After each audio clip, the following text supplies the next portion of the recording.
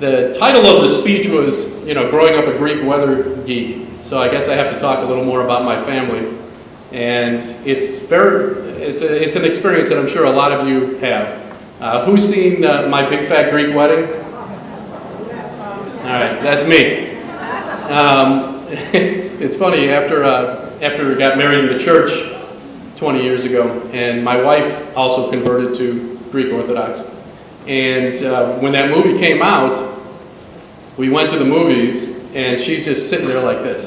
That's me. And it was true. If you remember the story, whatever the main character's guy's name is, Ian, that's exactly what she went through.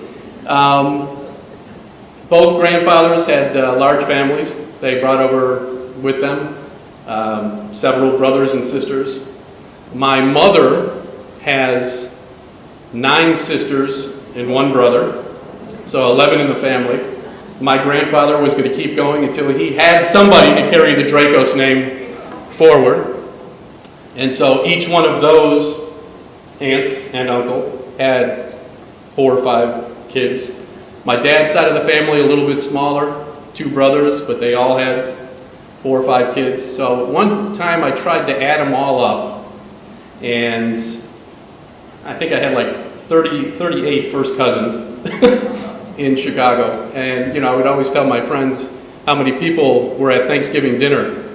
And they'd say, I had 8 people at my house for Thanksgiving. Oh, we had 42. What? 42. And it was very unfortunate for me and my brothers, having so many friends and family in the same small town. I grew up in Waukegan, Illinois. I have 2 brothers, and we're all a year apart.